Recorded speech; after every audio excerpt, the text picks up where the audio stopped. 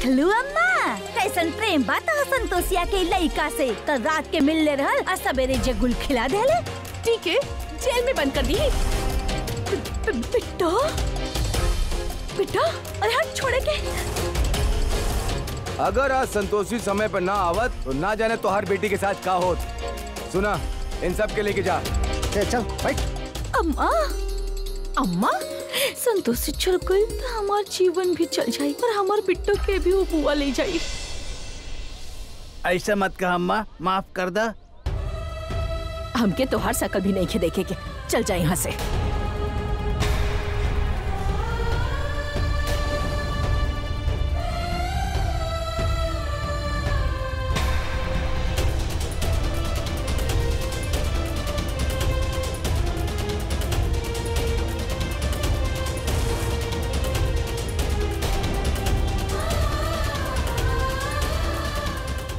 दादी,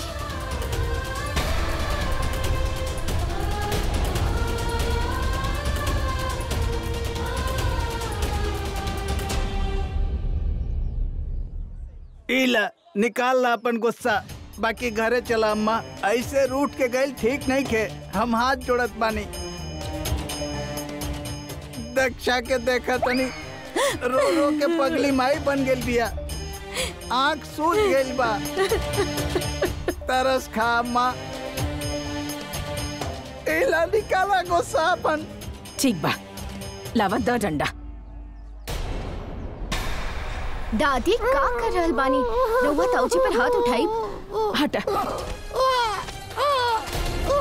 हमार जीवन नरक बनावे के बाद अब तो हमसे माफी मांग जाई बाड़ा। देखा संतोषी के का हाल कर देले बाड़ा तू लोग एकर। ई बिटिया पर लांछन लगावे के। इला चला अच्छा बा, अपन बाकड़ बिल्ला बिटवा के मार पीट रहल बाड़ी। ई ना चाहते तो पहले हमार नंबर ही आई।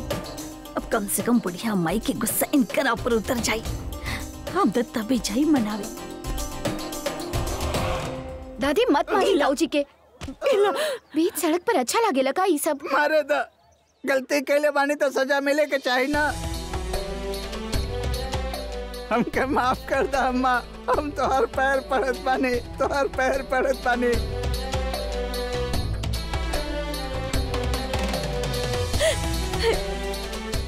जाना हो गलू बिसर जाई अम्मा, बाकी घरे चली। हम जानत बानी अम्मा, हम जौन गलती कैले बानी तो माफी के लायक नहीं के। बाकी अब हमार हाथ खुल गई बा, हम दोबारा गलती ना करब। हमके माफ कर दे संतोषिया, चली ना अम्मा।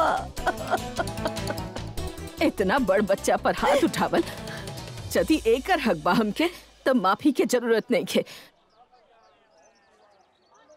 बाकी दक्षा, तो क्या अपन बेटी के प्यार में इतना भी अंधा नहीं के होके के चाहिए कि तू अच्छा और बुरा के अंतर ही भुला दा। तू बिना कोनो दोष के संतोषी के दोषी ठहराइला काहे ठीक बा। अब तू लोग जा, अपन जीवन में खुश रहा और हमके भी खुश रहेदा। ना अम्मा, रहुआ बिना हम कैसे खुश रह सके नहीं अम्मा। घर चली। यदि हमार गहना के सवाल न होत तब भाड़ में जाई थी बुढ़िया, कबो न रोकती। संतोषी बिटिया, संतोषी बिटिया, तू अपन ताई के माफ कर द। अरे हम जब तोहरा पर होके नौना इल्जाम लगावले, हमार माथे मारल रहल।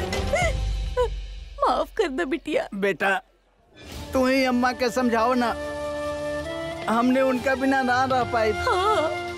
माफ कर दी ना दादी। देखी ताई जी के कैसन हालत हो रहल बा और अपन गलती मान ले बाड़ी ना। चली रउआ भी गुस्सा छोड़ दी ही। बिल्कुल अपन माँ जैसन बाड़ू। अच्छा के याद रखा और बुरा के भूल जा।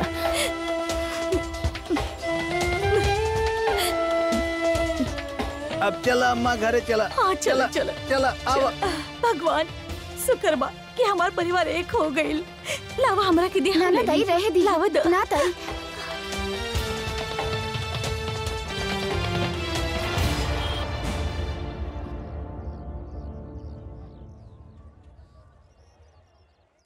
रउआ जोन कर रहल बाड़ी ना बिल्कुल सही नहीं खे। तो होखत के बा हमके समझावे वाला। ई ऐसन कोल्ड ड्रिंक बा, एकरा पिए से पंख निकला ही तोहार। हाँ, बहुत अच्छा करबू तू, देखिया।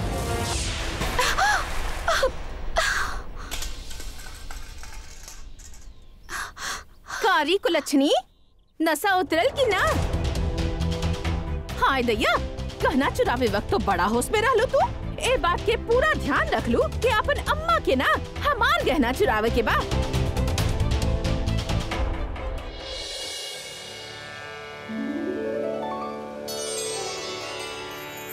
नारायण नारायण।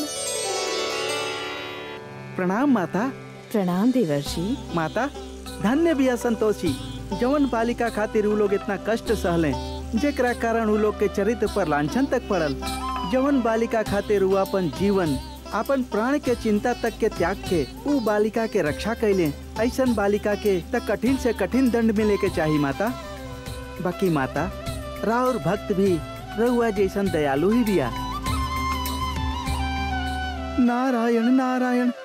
माता, हमके केवल आश्चर्य यह बात के हो रहल बा कि संतोषी ओह परिवार में कहे जा रहल बिया जहाँ ओके केवल कष्ट ही कष्ट मिली। हमके नहीं लागत माता कि संतोषी के जीवन के दुख के अंत होखी माता। नारायण नारायण।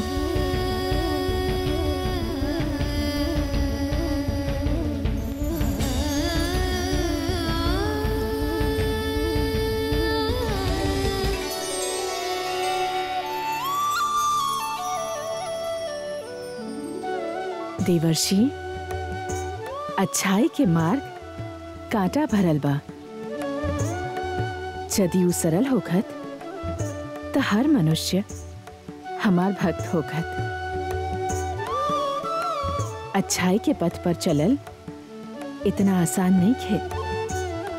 जे ए मार्ग पर कष्ट के सहत भी खड़ा बा, उहाँ हम बानी। सत्य और सच्चाई के मार्ग पर चल के जौन संतोष के अनुभूति होखेला, ओमे हम बानी। जे ई मार्ग चुनेला, हम ओकर रक्षा खातिर सदा ओकरा संगे बानी। नारायण नारायण। रउआ धन्य बानी माता, धन्य बानी।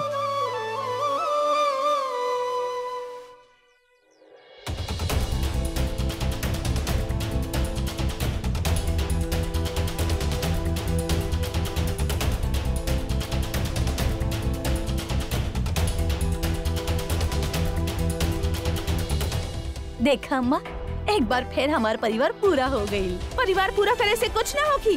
तो हर बिटिया के कारनामा की वजह से आज हमनी के नाक कट जाए। हाँ, कौन कैलस ससुरी बिट्टो और हम सब कहनी बेचारी संतोषी पे। ई अनर्थ भइल एकदम। हाय दया जीजी, यदि फिर से तो हर बिटिया एक कांड कैलस ना तो कह देत बानी जिंदा जला डालब हम ओके। हाँ, जौन मर्जी आवे तौन करी हो। अभी तो हमारे सर पर मत चढ़े ज्यादा। हाँ, अम्मा के आराम करे दो। अब अम्मा अम्मा आई ना, बैठी। ए अम्मा, तनी आशीर्वाद दे दी। बस रहेदा। रामलीला में जाके भर्ती हो जा। जदी ई सब नौटंकी करे के बा, हमरा संगे ई सब ना चली। खड़ा काहे बनी अम्मा, बैठी ना। लोन वाले भी ना जब देखा तो फोन धंधर आके चकरा देले हमके। अम्मा रउआ बैठे, हम पानी लेके आवत बानी। हाँ,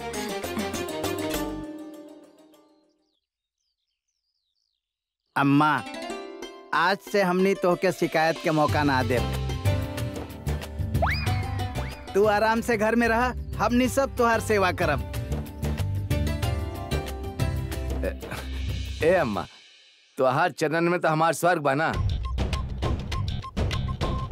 ए संतोषी जी, तू यहाँ का करल बाड़ू? थक गई हुब्बू, जाके तनी आराम कर लो। हम ठीक अम्मा बानी पानी। चाचा। असंतोषिया ला,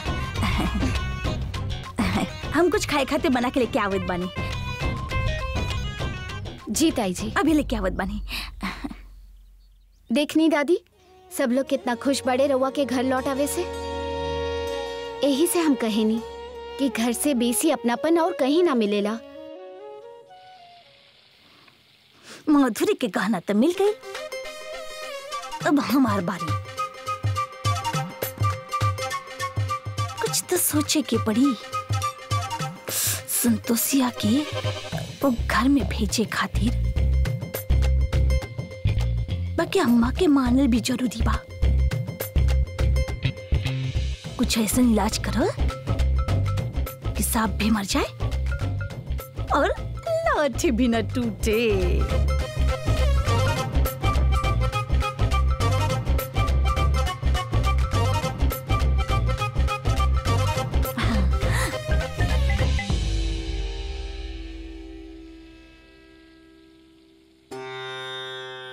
हेलो मैडम जी। ना जी जी जी हमार बिटिया कल से काम पर ना आई। ठीक बाजी हमके ना चाहे कोनो अब तरक्की वरक्की। अरे राउर मर्जी बेइज्जत करी मारी जौन मर्जी करी, हमारी बिटिया काम पर ना आई। जय राम जी की।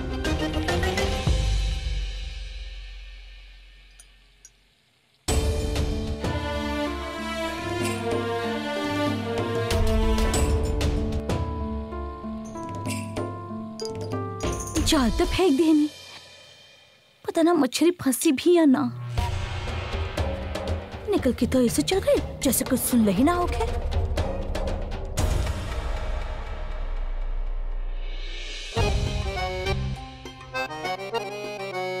अब संतोषी बिटिया ये तैयार होके कहाँ जा रहल बाड़ू? लखनऊ जा रहल बानी, वापस काम पे। मछली फंस ही गई आखिर, लग गई न तेर निशाना पर। अभी ताइल बाड़ू थक गए होगबू, तने आराम तो कर ल। तोहार ताई ठीक कह रहल बाड़ी बिटिया, आज आराम कर ला। तू भी कल रात से ढंग से नहीं सुतल, कल चल जाई। हाँ अब तैयार हो ही गल भी है तो इले शरबत, अब पकोड़ा भी बनौले बानी। आराम से खा पी के फिर निकल जाइए। जी हम रसोई में जात बनी, बहुत काम पड़ल बा। है जी। तू पागल हो गई बाड़ू, आज कहीं मत जाइए। चला आराम कर ला जाके। दादी पता ना तोहार आँख कब खुली। बेटा ये लोग सब मतलबी बाड़े, क्यों तो के सच्चा प्यार ना करेला। मत करे, बाकी हम तो करे नी ना अपन परिवार से प्यार, और हम उनकरा भला खातिर कुछ भी कर सके नी। अब हम चलत बानी, वहाँ सब लोग हमारा राह देख रहा होखी। रउआ भी खा लेब और आराम करब। हाँ बाकी बेटा दादी कोनो दिक्कत ना होखेला। यहाँ से पकड़े नी हम सरकारी बस, वो हमके पहुँचा देला चारबाग डिपो, और वहाँ से राजाजीपुरम एकदम पास फुर करके पहुँच जाए नी। बड़ा भोला पियाई। हे माँ, हमार बिटिया की रक्षा करब, बस रहुए सहारा बा माँ। नारायण नारायण माता, इतना अन्याय बा माता। संतोषी के घर में जाके भी सुख नहीं खे, का यह परिणाम बा अच्छाई के? ये कैसा अनहोनी बा माता। बालिका संतोषी के पुनः वो भवन में भेजल जा रहल बा जहाँ वो सेविका बन के गई रहल। रउआ से क्षमा चाहत बानी माता, बाकी कबो कबो रउआ मनुष्य में असंतोष के भावना के दबा के उलग पर अन्याय करेनी, और यही वजह से मनुष्यन में प्रतिकार के भावना दब जाला माता। और जवन मनुष्य अन्याय करेला एक के अपन विजय मान लेवेला। नारायण नारायण। देवर्षि, रहुआ जैसन सोच रहल बानी वैसन नहीं खे। संतोषी भी प्रतिकार करेली, परंतु ई लोग के समक्ष प्रतिकार करे के कौनो लाभ नहीं खे। ई लोग ना समझ बाड़े, ऐसे अन्याय कर रहल बाड़े। ई स्वार्थी बाड़े। नारायण नारायण। बाकी माता, संतोषी के प्रतिकार तो हमने देखनी ही, ओकर सहन शक्ति अवश्य देखनी। ऐसा नहीं खे देवर्षि, हर स्थिति मनुष्य की भाग्य रेखा के अनुरूप बनल बा। सही समय आवे पर संतोषी भी अपन इच्छा शक्ति के प्रदर्शन करी। रहुआ निश्चिंत रही, हम अपन भक्त के संगे कबो अन्याय ना होके दे। नारायण नारायण।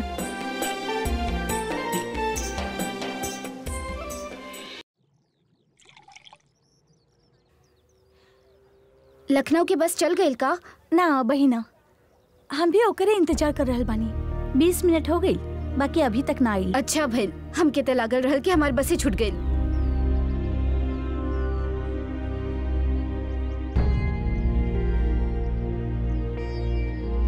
रउआ लेब? ना ठीक बा, ली ली, झूठा नहीं खे। ओके।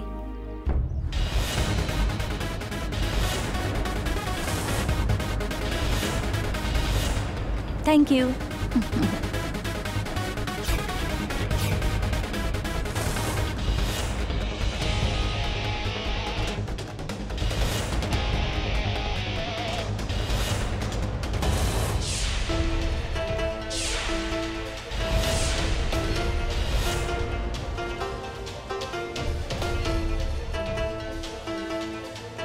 जा भाई, सही मौका बा।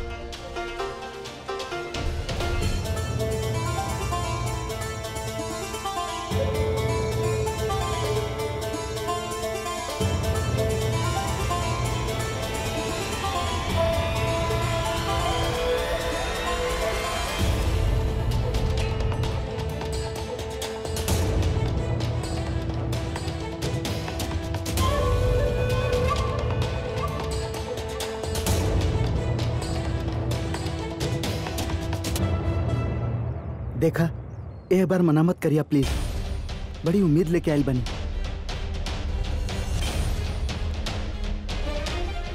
यार जौन कुछ भइलो के भूल जाना, हमने अपन रिश्ता की शुरुआत नया सिरा से कल जाई। हम तो के भुला ना सके नहीं, because I love you Jahnavi.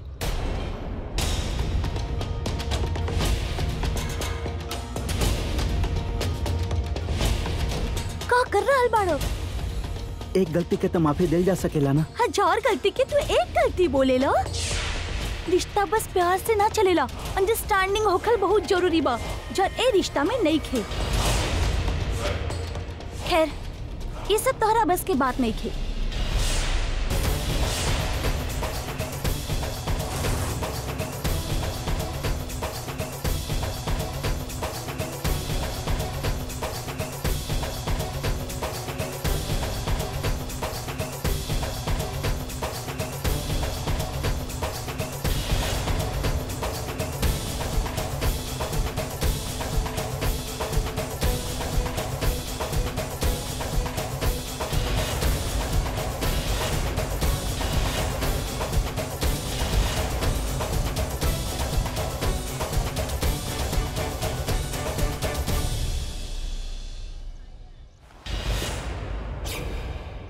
तू चाहत का बाड़ू हमसे है? जान दे दिया अपन, कितना उम्मीद से हम फूल लेके आई, घुटना पर बैठनी, इतना मनौनी, और का चाहिए तो के बोला।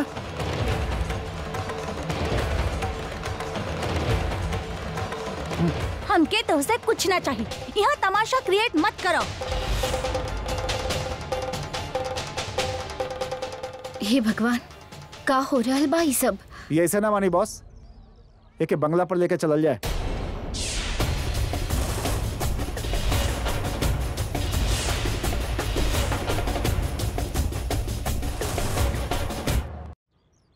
अरे सीन का क्रिएट करा ताड़ा, लेके चलो वही बात कही जाए।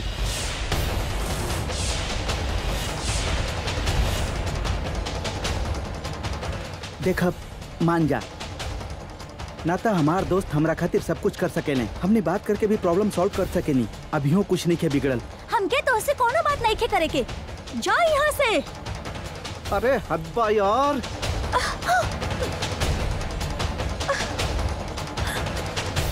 एक मिनट, कहीं तुहार चक्कर के और के साथ इतने के चल रहा? हम देखले रहनी, तू फोन पर बात करत रहलू। दा अपन फोन। छोड़ो, छोड़ो हमार फोन। नाटक मत करो। नाटक तो अब होखी, तो के इतना देर से प्यार से मना रहल बानी ना, अब अंगुरी टेढ़ करे के पड़ी। छोड़ो हमके। ई का कर रहल बानी? छोड़ी इनकर हाथ। छोड़। तू के बाड़ू? ई हमनी के आपस के मामला बा। बाकी जब वो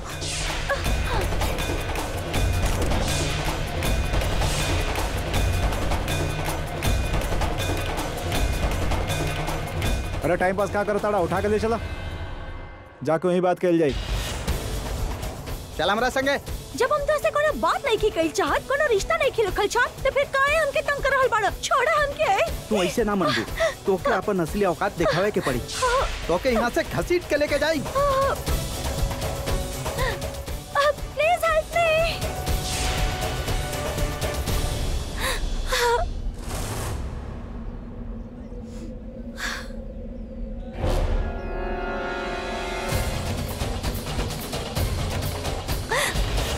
जब ई मना कर रहल बिया तो काहे कर रहल बड़ा जबरदस्ती? छोड़ा एकर हाथ। अरे हट।